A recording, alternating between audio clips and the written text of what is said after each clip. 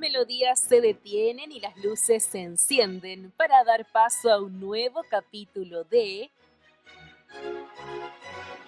Féminas Sinfónicas, programa radial hecho desde la mirada de mujeres de la Orquesta Sinfónica Universidad de Concepción. Una conversación profunda, dinámica y que busca entregar la historia detrás de los artistas. Féminas Sinfónicas, cada sábado, gracias al apoyo del Ministerio de las Culturas, las Artes y el Patrimonio.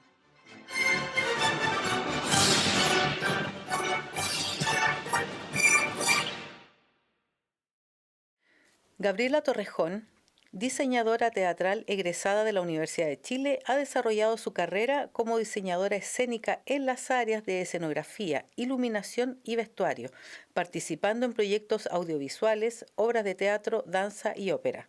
También ha participado en montajes de obra de teatro en festivales nacionales e internacionales. Actualmente trabaja como docente en la Universidad Mayor con el colectivo Gerocultura.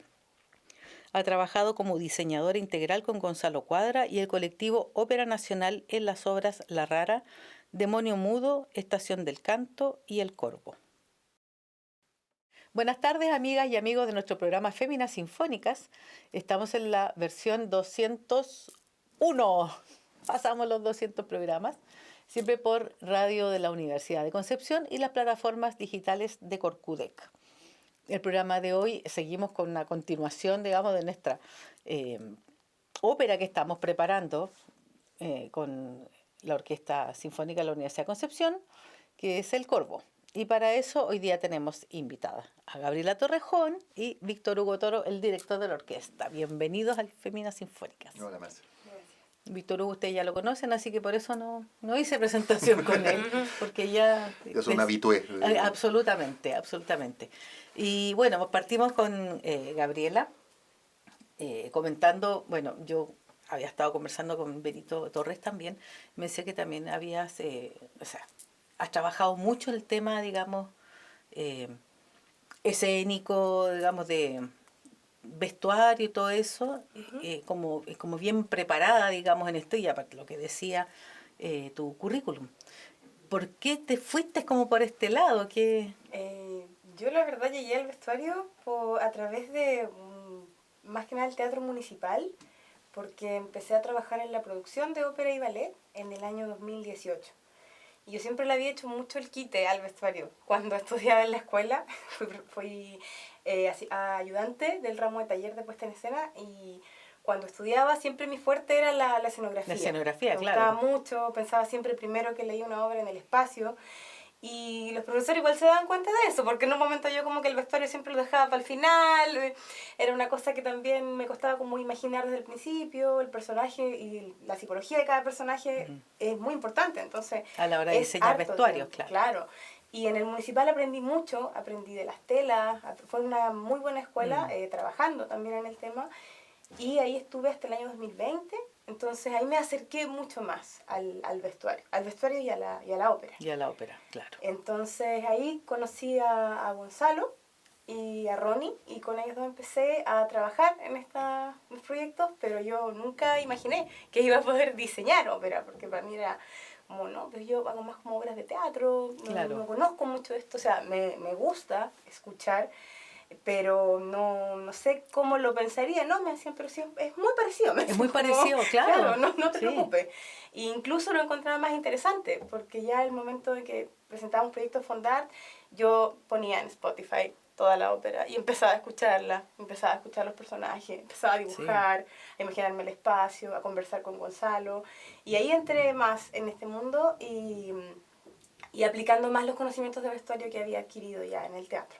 Sí, además que la ópera tiene esto que es tan completo, que lo tienes todo ahí, todo esto, o sea, está la sonografía, vestuario, iluminación, los cantantes, la trama, la música. Y había otra particularidad que eran las voces.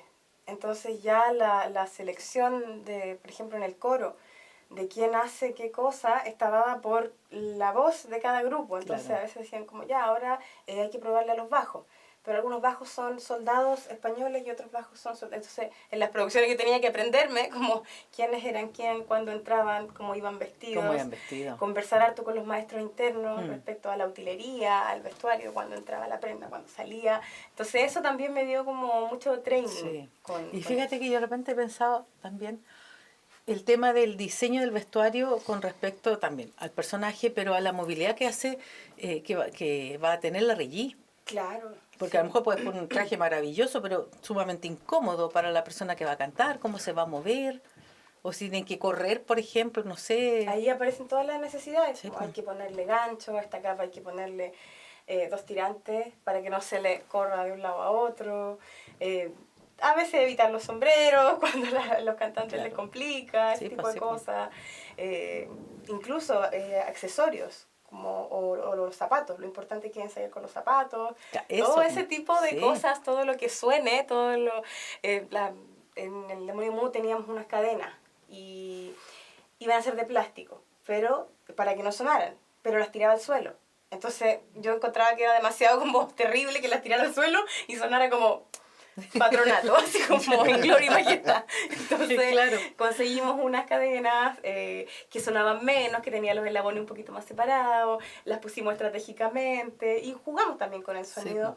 Pero eso también son complejidades que aparecen cuando está todo sonando y nada tampoco puede entorpecer lo musical. Claro. Eso también, en la luz se ve harto, como que a veces en el teatro uno hace escenas y el actor puede estar de espalda y es un momento súper bonito, pero imposible, o sea, es mucho más difícil, hay que tener una visibilidad, tiene que estar mirando al director. Porque esa es la otra, claro, el director va a decir, oye, hoy día mismo le dijiste a alguien, tú estás en una escena muy romántica, pero me tienes que mirar a mí. No, y además le cantaba al cantante y tiene que cantarle al público. El cantante tiene que pensar que tiene que llenar un espacio de 1.200 personas y lo tiene que escuchar todos, atravesar una orquesta, mientras hace escena, mientras canta un texto, mientras está afinado, mientras mira al director. Es muy complejo. O sea, de hecho, cuando uno ve una ópera en la televisión, sobre todo, que está como más de cerca, tú ves estas escenas tan románticas, pero ni siquiera se están mirando entre ellos porque están así con un ojo para allá mirando al director. Claro, de lejos como que se ve bien, pero de cerca la realidad es otra. Sí. Y los directores ahí reclaman igual. Yo siempre cuento una anécdota. Yo estaba tocando en la Filarmónica, no me acuerdo qué ópera era, y estaba Michelangelo Beltri dirigiendo. Y habían unas bailarinas en escena, la ópera, qué sé yo, todo, y él estaba dirigiendo, de repente llama al regisser, que era Hugo de Ana. Hugo, le dice, Hugo, y él viene para atrás, sí, ¿qué pasa? Mira, le dice, esas bailarinas son maravillosas, tienen lindas colas, dijo, pero no me dejan ver nada, sáquenmelas de aquí. Y salieron volando las bailarinas de la escena, porque, digo, claro, se ven muy bonitas, qué sé yo, pero no me dejan ver los cantantes y fuera las bailarinas. Bueno, la gran discusión de la ópera moderna es justamente ese equilibrio entre la dirección escénica y la dirección musical. Entonces, antes, en el inicio de la ópera, el cantante entraba disfrazado de príncipe o de soldado, lo que fue, cantaba su aria, no se movía y salía. Ahora, con toda la influencia del cine, del teatro, ahí tienen que hacer escenas y hay óperas donde tienen que cantar en un tanque de agua y salen para cantar y vuelven, o tienen que pasar corriendo mientras están cantando. Y claro, muchas veces como, bueno, ¿quién es más? ¿La ópera, la escena, el espectáculo o la música? Ese equilibrio es difícil. Es difícil porque lo tiene todo, la ópera lo tiene todo. ¿Te ha gustado a ti trabajar en el tema de ópera entonces? Te veo así como entusiasmada. Sí, me ha gustado harto, he aprendido también y es otro escenario, generalmente también más grande, entonces eso motiva mucho. A veces uno tiene las salas más pequeñas o no sé, yo sí, como ya digo, esto es como el tercer año seguido que me toca hacer como un monólogo, ya llevo como 5 monólogos, entonces ya sé exactamente cómo, ya a ver, un monólogo se para acá, se pone acá, la luz acá, como que ya lo tengo muy incorporado, pero es distinto cuando entran los solistas, cuando entra el coro, cuando hay... Entonces también en la escenografía, con el Gonzalo cuando pensamos en la escenografía nos inspiramos en la pintura y los telones originalmente iban a ser sólidos, y muchos más, pero de repente dijimos como, no, tal vez algo más transparente, que permita visibilidad, tanto para el público como para los cantantes que van a transitar por ahí, y que dé una atmósfera más fantasmal también, como de una pintura que está siendo habitada pero que tiene muchas capas como de pintura, y también como es este acto de desempolvar algo para ponerlo en la escena, es como lo mismo, como si uno sacara un cuadro y hiciera como esta restauración, también se encontraría con varias capas. Claro. Entonces ese fue el concepto a desarrollar. Sí, y se ve lindo. Bonito, sí, además que Gonzalo, como viene del mundo de la música, él lo hace como hacer convivir muy bien la escena con lo musical. Como que yo creo que otro director que venga tal vez más del mundo del teatro, pensaría más, un poco más. Que justamente esa es la discusión. Claro. Él viene del mundo de la música. Exacto. Para Gonzalo la música es la que cuenta la historia. Entonces, y además que él ha hecho trabajo regisser años, de años, pues claro. Oye, la pregunta es cómo llegaron, pregunta para los dos, cómo llegaron al Corvo. ¿Por qué aparecieron aquí? Gonzalo Cuadra. La figura de Gonzalo Cuadra es un referente fundamental, aparte de gran amigo y excelente persona, es un referente fundamental de ese trabajo de búsqueda, de ópera, de trabajo. Él es el responsable de que, por no decir el culpable, de que estemos aquí. Depende del punto de vista, claro. No sabemos si es responsable o culpable. Pero él, todas las iniciativas, bueno, por eso no es sorpresa que recientemente fue galardonado con el Premio Presidente de la República en categoría ópera, porque él siempre ha tenido este interés por ese trabajo de la ópera en particular, pero además de la ópera chilena.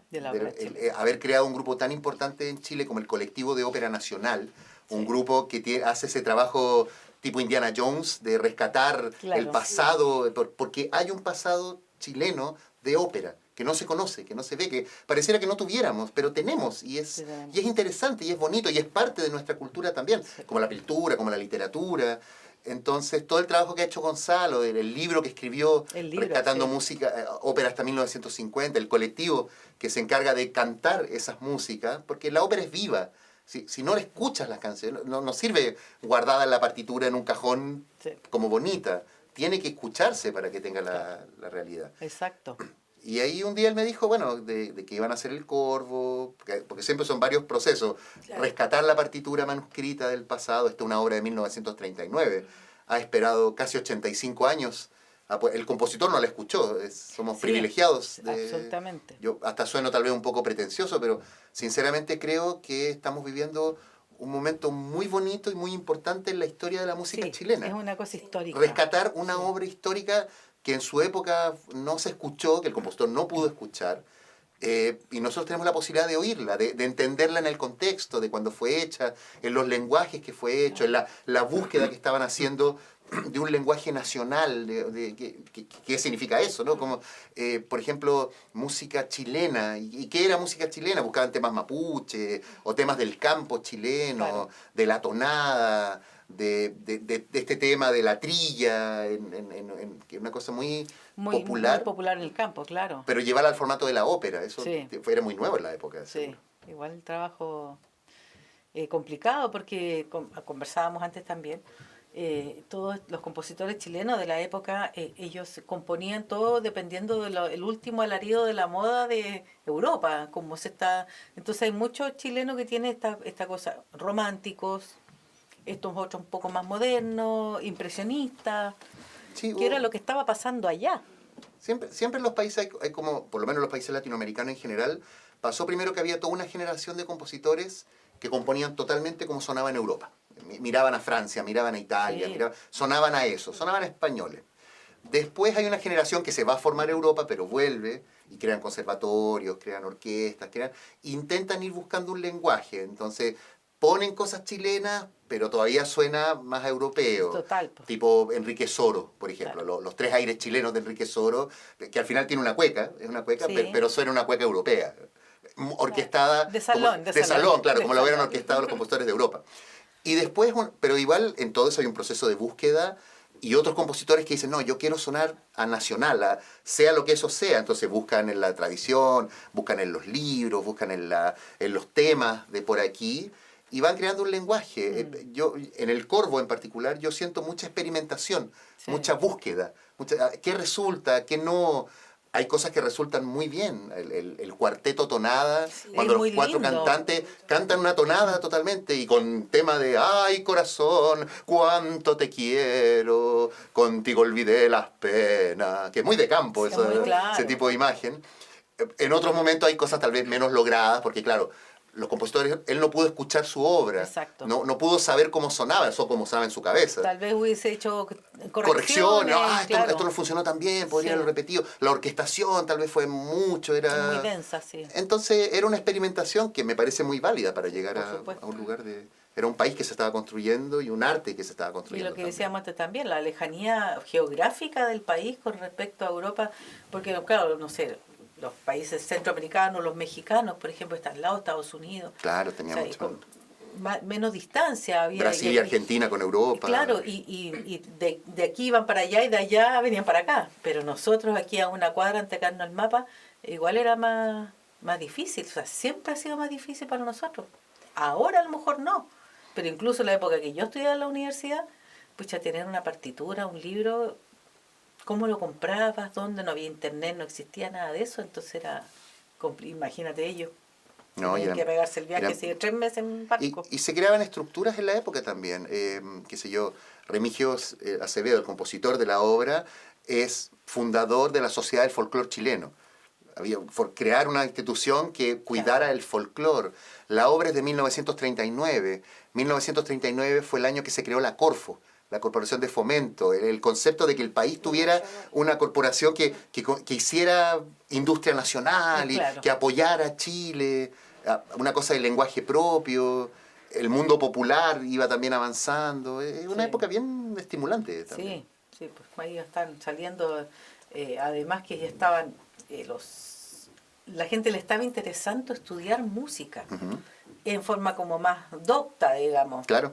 Que antes, claro, eran las niñitas que le tocaban a las visitas, qué sé yo, y les traían de Europa la última de Chopin, que es lo que había escrito, pero como el estudio de músico profesional, no, a finales, digamos, del siglo XIX, no, o sea, del siglo XIX, no era como mucho el que se dedicara a estudiar, a ser músico, digamos. Aquí, claro. Acá no.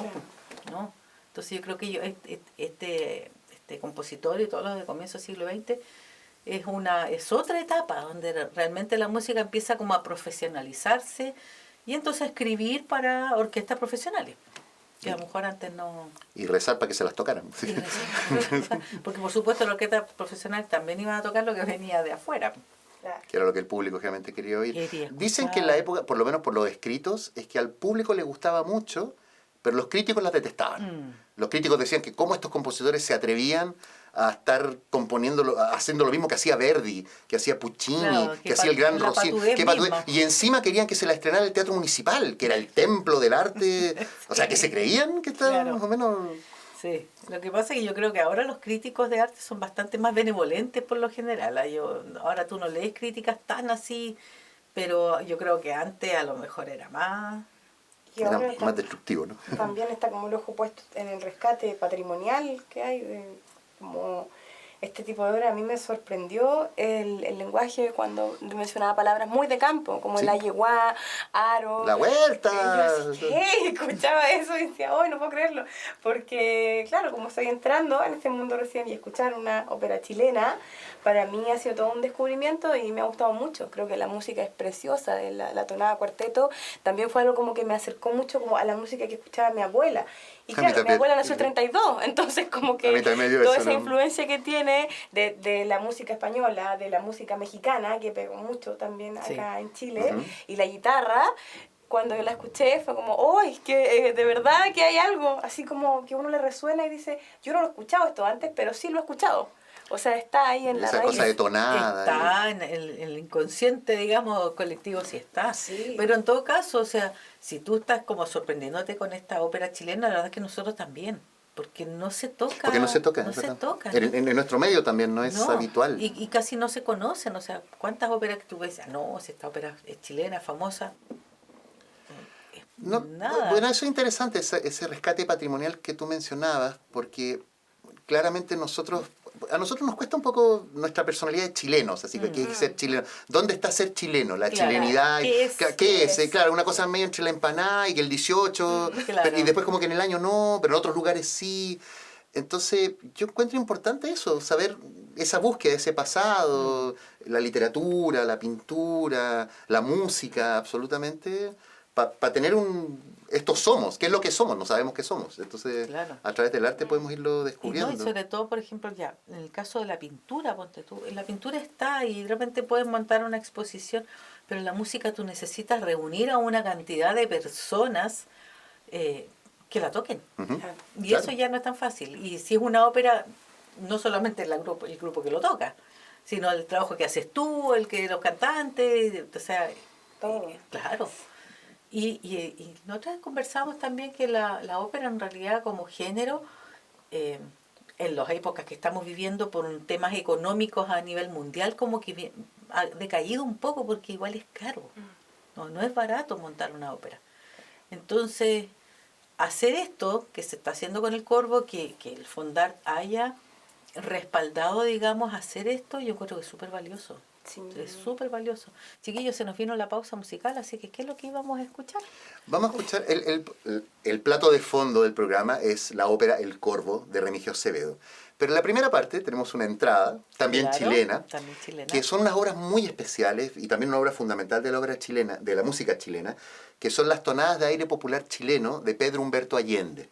Él fue un gran compositor, muy influenciado por los impresionistas franceses, Debussy y esas cosas. Y él orquestó, son para piano, es un ciclo para piano de 12 tonadas, pero algunas de ellas él la orquestó para orquesta de cuerdas. Entonces es el perfecto contraste, porque son tonadas chilenas, sofisticadas, y después también tenemos la ópera, que es una sofisticación también de eso. Y vamos a escuchar la tonada número 6. Tonada número 6, ya. Entonces, nos vamos con esa tonada número 6 de Pedro Humberto Allende, para la pausa musical. Vamos y volvemos.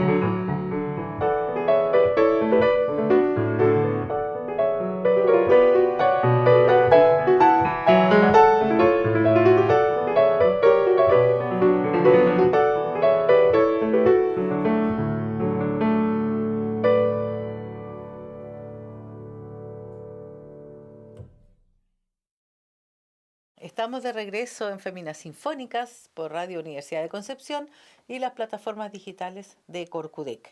Y seguimos con nuestros invitados aquí, Gabriela y Víctor Hugo, conversando aquí muy entretenidos de todo este proceso, digamos, que está tenido, digamos, la ópera El Corvo y lo que significa tocar una ópera chilena, que la verdad es que están ahí como bien abandonadas, mal por nosotros. Pero qué bien que ahora se hizo, digamos, este proyecto, que Fondart lo apoyó, y en eso aquí estamos. Gabriela, bueno, ya sabemos cómo Víctor Hugo llegó acá al Corvo. ¿Cómo llegaste tú? Yo llegué gracias a, Gonzalo Cuadra me convocó porque cuando fue la pandemia, El diseñador que trabajaba con Gonzalo Cuadra fue un maestro mío, Germán Droguetti, que él falleció durante la pandemia. Sí. Fue mi profesor, yo fui su asistente 2 años. Un lujo te diré. Sí. Un lujo. Gran, sí, pero maravilloso él. Maravilloso. Aprendí mucho de él. Sí, y después fuimos vecinos. Coincidentemente fuimos vecinos. Sí, vivíamos en el mismo edificio. Éramos 3 diseñadores que vivíamos en el mismo edificio, la Tati, Germán y yo. Nos pasábamos tacitas de azúcar, conversábamos, tomábamos un diseño y una tacita de café. Claro, y siempre fue una persona muy generosa en todo. Cuando uno estaba buscando una inspiración, una imagen que no encontraba, algo, o incluso consejos, como ¿cómo podría hacer esto, profe? Siempre me costó mucho tutearlo también, porque era una eminencia. Sí, sí. Y estaba constantemente viajando. Alemania, venía a Concepción. Mucho acá. Mucho. Sí, y él hacía clases, ahí lo conocí yo.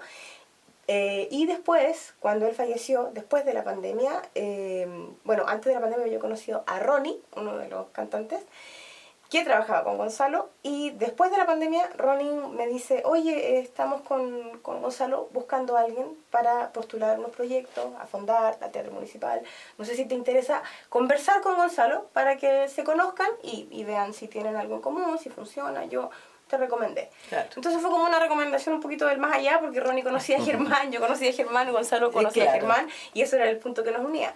Y con Germán también teníamos mucha afinidad en alguna música que nos gustaba, no sé, los musicales, por ejemplo. Y por ahí conversamos con Gonzalo. A Gonzalo también le gustan mucho los musicales, entonces entramos en harto en común, digamos. Harto de referencia de los años 50, que es como nuestra época muy, muy favorita. Y empezamos a armar los proyectos para postular a fondar. Y luego me dijo que estaban postulando el Corvo. El Corvo no quedó en la primera postulación, sino que quedó en la segunda, cuando lo repostulamos. Entonces a mí se me había olvidado un poco. Como yo sabía que había sido algo que yo tenía en mi carpeta, no me lo había comentado, pero como no había quedado, no estaba en agenda. Claro. Y cuando lo volvieron a mandar, se mandó la misma propuesta. Entonces no había mucho como en mi cabeza de que era algo que podía salir. Yo de hecho no tenía en mis libros, porque cuando uno manda a fondar generalmente vuelve a armar las carpetas, lee las obras. Y ahí quedó la obra, y en paralelo quedaron muchos otros proyectos más. En el municipal estuvimos con El Demonio Mudo y con la Estación del Canto, y progresivamente ya me doy cuenta que este es el 5º proyecto que tengo con Gonzalo. Mira. Y hemos logrado llegar a una lógica así como de trabajo, como referenciamos harto juntos, sí, que se imagina él, que me imagino te empiezas yo. A conocer mucho. Claro, sí. o no sé, ya las tallas, como ya me voy a ver una vela, como que le gustan las velas. Entonces, y él, claro, me decía que con Germán se daba también esa dinámica, sí, que él a veces, no sé, después del tercer ensayo de algo decía, ¿sabes qué se me ocurrió? Y Germán le decía, ¿qué se te ocurre ahora? Así como, ¿qué me vaya a hacer ir a comprar? Sí. Que es como lo que todo diseñador teme. Oye, pero o sea, acá cuando nosotros hacíamos en administraciones anteriores, las óperas siempre venía Germán Droguetti, Gonzalo Cuadra. Claro. Siempre. Sí, era entonces ya se van trabajando de años, pues, claro. Años, claro, y para mí es un honor como haber un poco continuado este legado, haberme conocido con Gonzalo y haber entrado más al mundo de la ópera, porque cuando fue la pandemia y yo dejé de trabajar en el municipal porque pararon las producciones, paró todo, entonces sí, no se podía producir nada con vestuario, con nada, era todo el formato online. Entonces yo ya dije, bueno, debut y despedida, auge y caída de la diseñadora. Entonces pues dije, bueno, seguiré con las obras de teatro, y si vuelvo a llegar a este mundo, bien, si no, bien también. No tenía un nexo con algún director. Y gracias a Ronnie y Gonzalo empezamos a trabajar juntos, y yo ahora siempre le pregunto cosas, datos a Gonzalo. Me ha contado unas historias impactantes también de cómo eran los vestuarios antes en la ópera, que cada solista se mandaba a hacer sus vestuarios y cada vestuario no tenía nada que ver con el otro, entonces como que no había un diseño total, sino que había una pasarela de diseños, sí, a petición de cada solista. Esa es una línea, digamos, de que contara la historia, pues. Claro. Tiene que ver.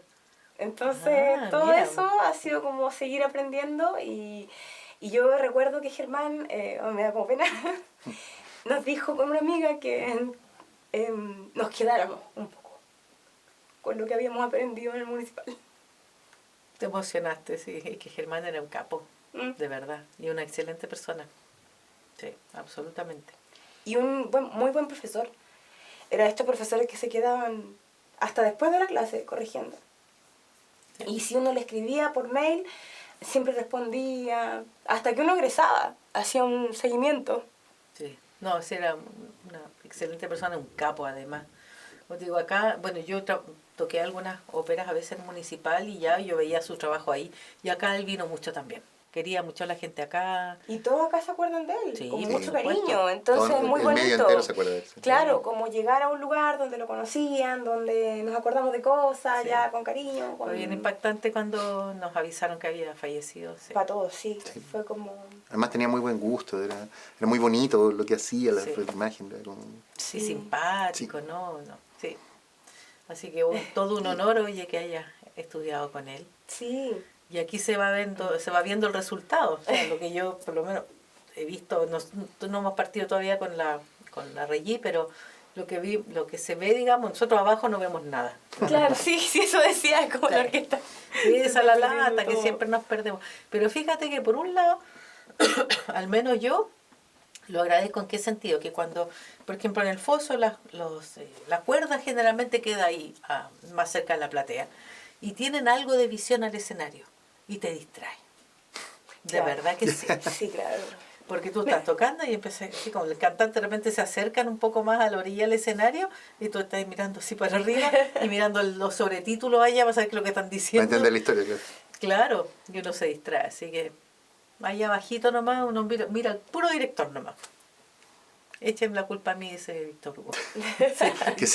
Que sea culpa mía, no culpa de ustedes. Y hoy día no sé por qué dijiste eso en el ensayo. Yo, mira, la Pati. Una entrada de que está un poco antes y cosas del... Sí, que sea culpa mía, dijo, y no culpa de usted. Dije, no, si te vamos a echar la culpa. Sí. Bueno, siempre es el director, ¿no? Sí, pues sí, obvio. No, así que está bueno está bueno el grupo de cantantes. Está linda la escenografía, bueno, no solamente escenografía, vestuario, luces también. Sí, vestuario y iluminación. Hoy día estuvimos probando un poquito de luces. Con Gonzalo casi siempre armamos la iluminación mucho antes, como de lo que él se imagina. Después yo lo paso a la planta de luz y ya los teatros estando montados, los dos tenemos una jornada de probar. Ronnie siempre nos asiste, como él marca todos los personajes. Claro, ahí, de arbolito. Se aprende toda la planta de movimiento, entonces como él es nuestro cómplice en escena, como que él sabe dónde están las luces. Y también a él le sirve, porque yo creo que esas pasadas técnicas que son para iluminación les dan más referencia. Hoy día también Cristian Moya me preguntaba, como yo estoy bien parado en la luz, le dije sí, pero igual en algunos momentos me di cuenta que tengo que apoyarte hacia un lado porque tienden a irse más adelante de la mesa o más hacia el costado. También cuando llega al coro, que es la masa que va a ocupar harto en el escenario de espacio y a como dar otra calidad un poco como a en escenografía, va a cambiar la luz. Entonces, hoy día nuestras pasadas en conjunto son para con Gonzalo decir como ya, ¿qué nos falta? ¿Qué quitamos? Porque a veces es mucho. Y ya mañana vamos a tener la posibilidad, antes del pregeneral, de hacer correcciones. Y luego el sábado, una pasada para que el coro reconozca un poquitito más el espacio y la luz. Porque yo estoy sorprendida, pero también me decían que el coro también es una experiencia nueva para ellos. Esta como ópera escenificada chilena. Ópera chilena. Claro. Y con vestuario, con todo, como para todos al mismo tiempo. Entonces dije, ya, como ellos tal vez no es la primera que hacen, pero sí es como una de las pocas que han tenido con todo, maquillaje, vestuario, claro, generalmente luz. no, a lo mejor no son tan personajes de pronto como hay otras obras que... Claro, porque no son un coro profesional, pero no es como el coro del Teatro Municipal de Santiago, que es un coro profesional, que está ahí, está todo el tiempo haciendo esto. Pero igual... es el coro de la Universidad de Concepción y para ellos es una experiencia muy nueva. Claro, también, pero igual se meten en el personaje. Sí. O sea, yo por eso me impresioné porque dije, mira, como igual opinan, se miran entre ellos. Bueno, el Gonzalo ahí les marcó como ciertos roles, o como tú vas para allá, te gusta no sé, estás enojada con esta, como todas esas indicaciones que sirven para que le dé dinamismo. Entonces cuando ya estén, no estén ahí así, además de actuar, tienen que saber bien claro su posición. Dónde les llega la luz, dónde no les llega, cuando queremos que estén más en penumbra. Y hay escenas en las que funciona muy bien la silueta en esta obra, por lo mismo de las transparencias, o como poner el foco la pareja que está conversando y que el resto queda un poco difuso, porque es también onírico, como del sueño, como de esto se lo está imaginando Corvo, esto es parte de una pesadilla. Hay momentos como bien de pesadilla, que me decía Gonzalo que claro, pues él, o sea, él lo puso en la escena al principio como parte de la Regí para que él viera la conversación entre Rosa y Pedro. Entonces que se entendiera el por qué. Además de cuando él le dice que si acaso la quiere y él le dice como un primo, como una persona. No, pues como te vi que te fuiste con él y a mí ni me pescáis. Es un drama de campo, es un drama de campo chileno, así debajo de la parra y con todo. Entonces son Rosa y Pedro, que es la pareja que se ama, y está el Corvo, que es uno de los trabajadores de la trilla, con un corvo chileno, que por eso es llamado el corvo, que está enamorado de Rosa porque es su prima, pero Rosa está enamorada de Pedro, y entonces, y Corvo borracho en la fiesta de la trilla y medio tambaleándose. Es bonito porque la partitura dice, Corvo, ebrio y tambaleándose, y tiene que cantar así. Le dice, tú me amas, Rosa, tú me amas, y ella lo manda a la friend zone, le dice, no, te quiero como un primo bueno, te quiero, y ahí el gallo se dice, no, pero, y entonces se enoja y dice, no, nunca me han quitado una mujer, y decide matar a Pedro. Es nuestra caballería rusticana, chilena, el drama y entonces, y al final entonces viene Pedro y está en el camino y se encuentran, y lo mata, y termina, y las últimas palabras de él, lo maté realmente, y ahí termina la ópera. Hice un resumen rápido, pero tiene todos los elementos de una ópera. Tiene el drama, tiene el canto lírico, el aria de Rosa diciéndole por favor no lo mates. Está Rita, que es otro personaje que estuvo con Corvo y está enamorado de él, pero Corvo tiene todas las típicas historias de ópera. Drama operático, que como la teleserie está el culebrón centroamericano, pero en pocos minutos. Y esto de la tragedia, que es como en la tragedia uno lee desde la primera página la maldición, lo que va a suceder, y es inevitable. Claro. Es como tiene que terminar así, es inevitable. Claro. O sea, aunque te lo digan, va a pasar igual. Claro. Tú intentas evitarlo, pero igual va a ocurrir. Entonces va a suceder de la misma manera, y esta tragedia pasa. O sea, pues le dice, le advierte, no, lo voy a matar. No, por favor. Así. Pero lo va a matar igual. Ese es el destino del drama. Claro, no, o sea, al final está bien igual, o sea, está hecho a la usanza, digamos, del estilo de ópera, pero con un lenguaje. Igual eso es interesante, fíjate de esto, es como, me da la sensación como superpuesto. Uh-huh. El lenguaje musical medio moderno con este lenguaje campesino, que te ponga una tonada y que está el coro ahí ya, y la trilla y la cuestión, es como... Esa era la búsqueda a la que yo me refería, como, es una especie de estilización de lo que es la tonada en general, porque claro, no es con guitarra, claro. De hecho el arpa un momento... El arpa es un efecto de la guitarra. El efecto de la guitarra. Pero es con orquesta sinfónica, que es un instrumento europeo. En la época estaban mucho las cosas tipo Shostakovich y Honegger y los impresionistas, claro. Y los compositores buscaban ese lenguaje también para adentrarlo en el mundo de la música mal llamada erudita o mal llamada clásica. Y esa experimentación es muy interesante, es muy bonita. Es como esos platos de comida que a veces empiezan así, reducción de arándanos de tal, con cordero patagónico, pero crea un plato que tú reconoces, o un ceviche, qué sé yo, todos esos platos, como los platos del Boragó, que son como súper sofisticados también, pero con los elementos propios, de que tú reconoces ciertas cosas propias. Pero fíjate que la otra vez, no me acuerdo qué programa que viniste a dirigir y conversamos lo mismo de esta mezcla también que se quiso hacer como en los años 60, 70, de meter la música, digamos, la nueva canción chilena, digamos, que estas cosas... El mundo popular, claro. El mundo popular, medio folclórico, con la música docta, claro, digamos. Con la armonía propia, la cantata Santa María. Exacto, que fue lo que hicimos, que el canto de una semilla. Que hicimos el canto por una semilla. Claro, y conversamos, entonces, en el fondo es un poco también como lo mismo, o sea, de alguna manera llegar a mezclar la música, digamos, clásica o docta con esto que es como propio del país. Y que finalmente conversábamos antes, todos los países un poco lo han ido haciendo de alguna forma. Es bonito eso, porque es como cuando llegó a Chile el famoso bœuf au poivre, la carne a la pimienta francesa, y como un plato de carne y todo, y el bœuf au poivre, aquí se convierte en el bistec a lo pobre, que le pusimos cebolla y le pusimos carne, y se convierte en algo, y le pusimos, o el charquicán, que es muy de aquí, pero le ponemos un huevo encima, o una vienesa. Y se convierte en algo propio, en algo nuestro, y en algo reconociblemente nuestro, en algo que nosotros nos podemos reflejar. Es decir, sí, esto es nuestro.